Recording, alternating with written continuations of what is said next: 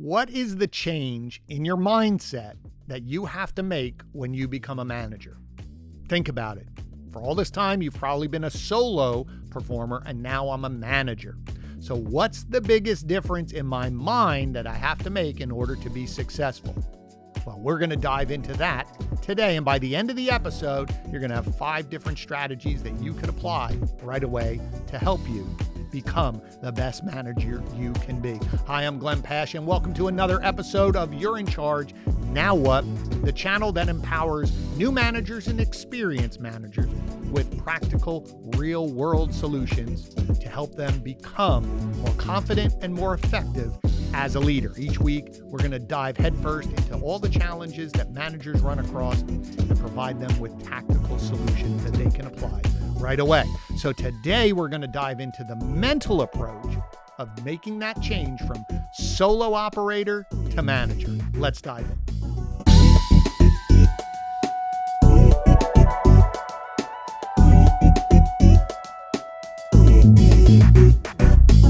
All right, back again. Thank you for joining me on another episode of You're in Charge, Now What? And it is probably one of the toughest changes for individuals when they become a manager, especially if they were successful as a solo operator, and now they're going to manage a team of people doing what they did. So for example, sales is usually one of the easiest examples that we can do. But if I was a top salesperson and now I get promoted to be the manager of the sales team, what's different in my approach? What's different mentally? Because I will tell you, I have trained thousands, probably close to 10,000 managers in my time.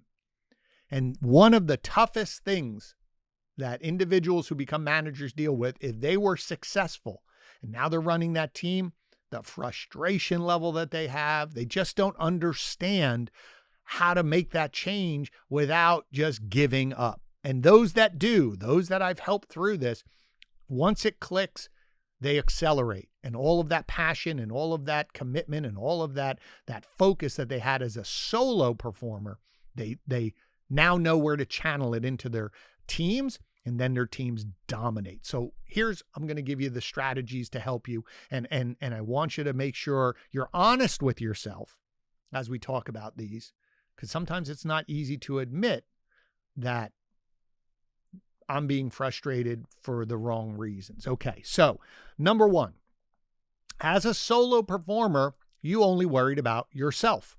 That's all that mattered. You focused on your routine. You focused on your execution of tasks. You either listened to training or you didn't. Didn't matter. But the point is that I only had to worry about me. If I had a bad day, I only blamed myself. If I had a good day, it was all about me. That's the mentality of high-performing individuals. But that doesn't necessarily mean they're going to be great managers. There are countless examples of high-performing athletes who tried the coaching realm and were not successful. It takes a certain type of a person to be that manager. You have to be organized. You have to be have that mentality of being a coach or a teacher.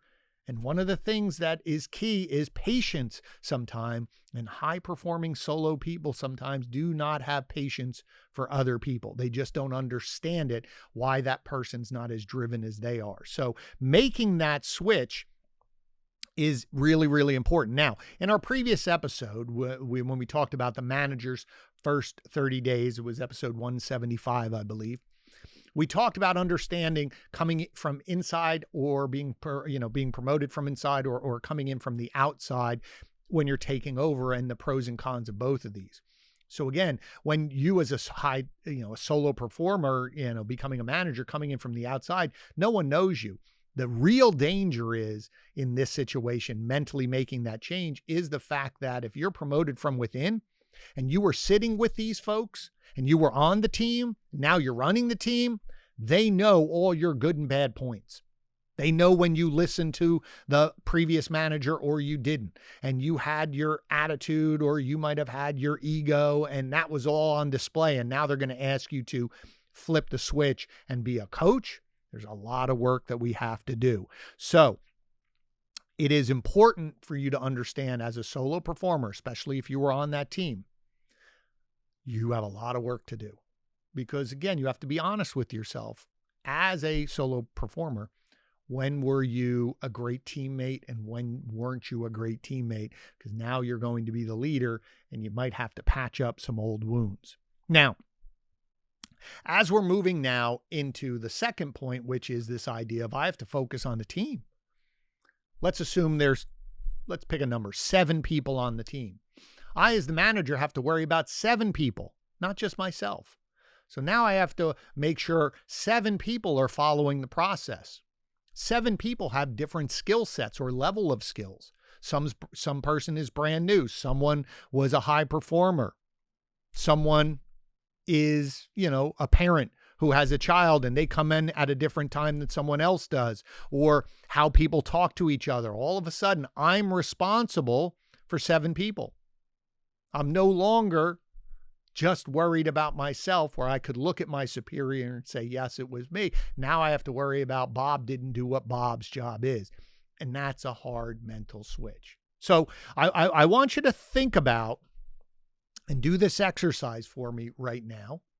I want you to take a piece of paper and cut it in half, and on the one side put good and one side put bad. And I want you to list down, when I say a good manager that you worked for, a good leader that you worked for, what were some of the things that they did? Or maybe that they said that you said, I like that person, they did a good job.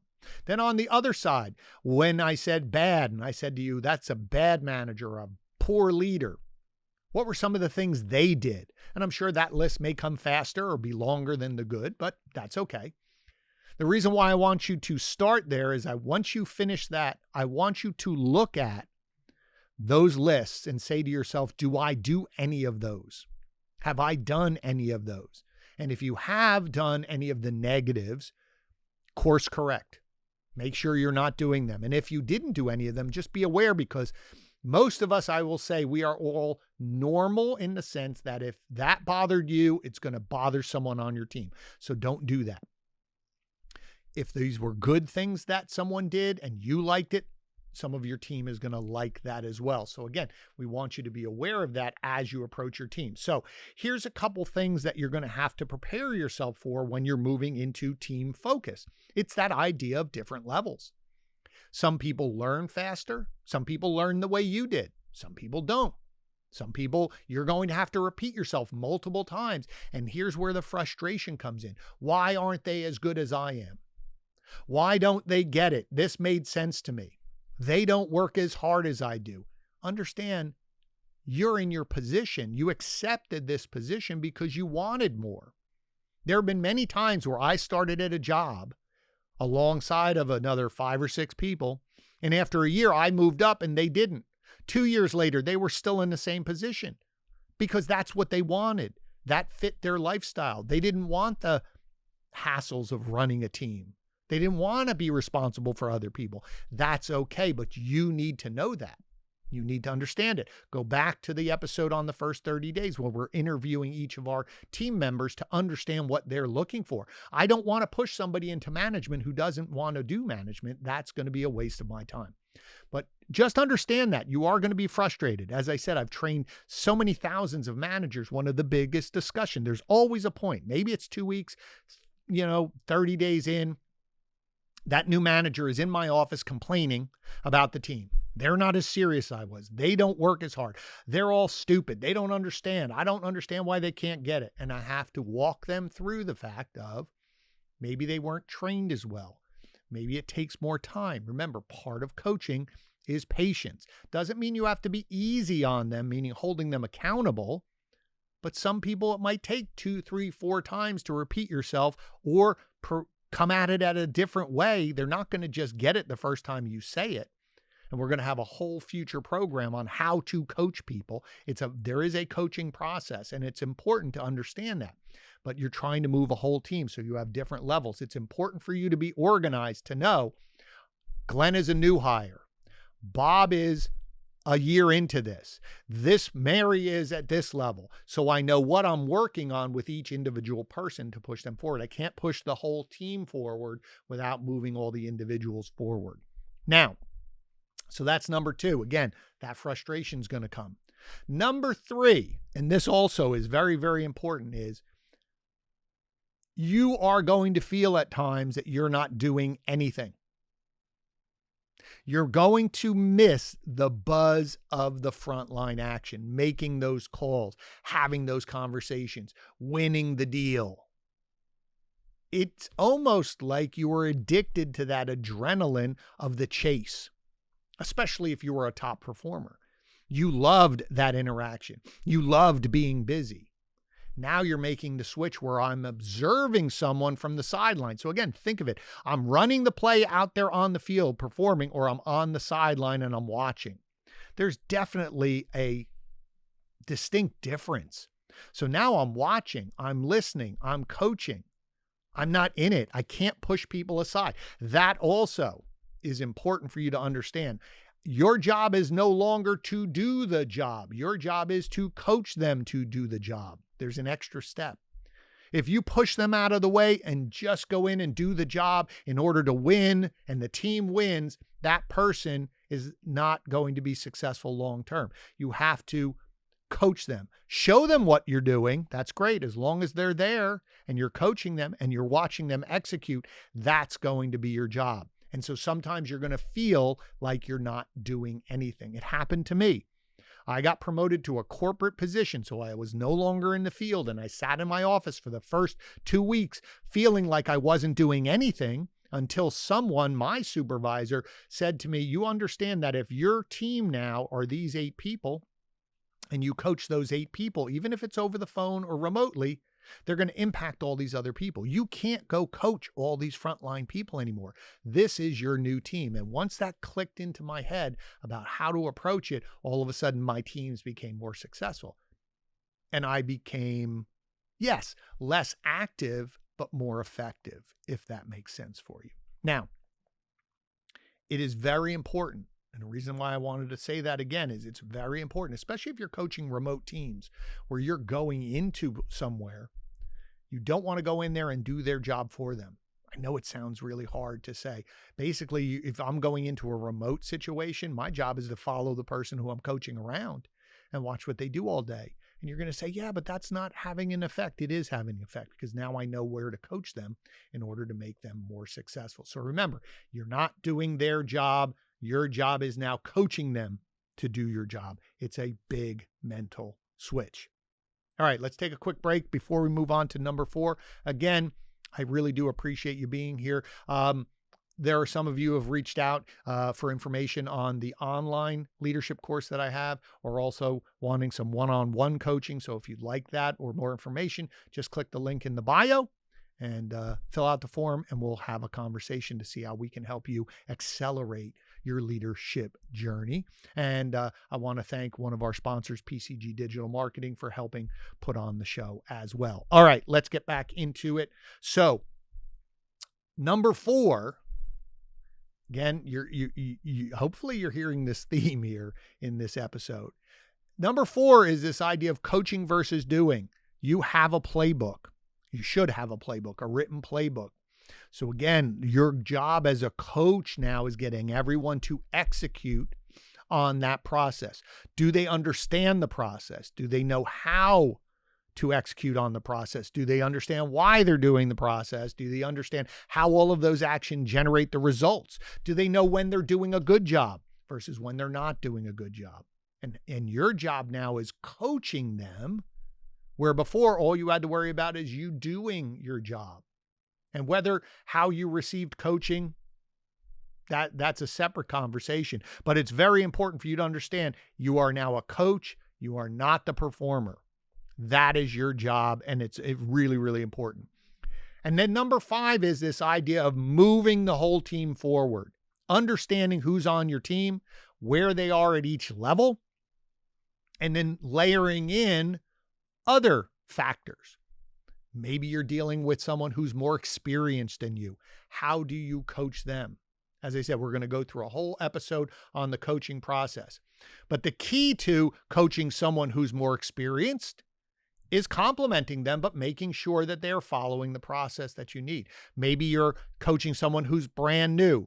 Maybe you're coaching someone who's older than you, someone who is of, you're a woman, you're coaching a man coaching a woman, different levels. So you have to understand that I'm approaching everybody potentially a little differently based on who they are, what they're looking to accomplish, and what their level of skill is. That's why it's important for you as a manager to be so organized, keeping your notes, opening up. If I'm going to work with, let's say you're going to work with me today, you should be prepping for this time as a coach, prepping for your meeting. Where is Glenn at? Where are the results? What training have we done before? Are they applying it? Are they not applying it? So I'm prepared for my coaching session. So this last piece of coaching all of these individuals, moving the team forward, it's so important for you to be prepared and organized at all times to know where the team is in terms of their results, where we as a team need to move forward, and then each individual person, where is Glenn on his journey? How is Glenn performing? What are the goals we've set for Glenn? Is he achieving? What is he doing well? Where are his areas of opportunity? What have we talked about? The more organized you can be, it'll be easier for you to move the whole team forward, coach them as individuals, but ultimately we're all going off the same playbook with the same goal in the same direction. So just to recap again, when you're going from solo to a manager, you have to worry about more people, not just yourself. That's going to potentially cause some frustrations because I have to worry about all of these people. I have to deal with their outside life experiences, meaning they're late, they didn't show up, they have a child who's sick, they have to leave early. I have to be held responsible, sit in front of my supervisor and say, why is the team underperforming, and not turn around and go, well, Glenn's not listening to me. But that's my job as a coach to make them listen to me and get me to perform. That's my job. That's that biggest change now, is dealing with the frustration of why these people are not applying what they're doing.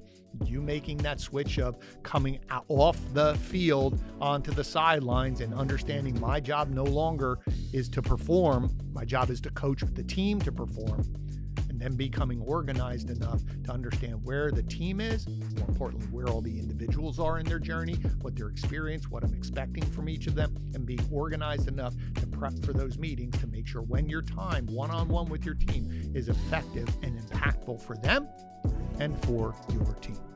So thank you so much. Hope you found value. And don't forget, if you did find value in this, please share it out to your network. I'm sure there's somebody else out there that could benefit from the conversation. I so appreciate the time that you spent with me. I know there's a lot of places that you can consume content, but the fact that you spent time with me means the world to me.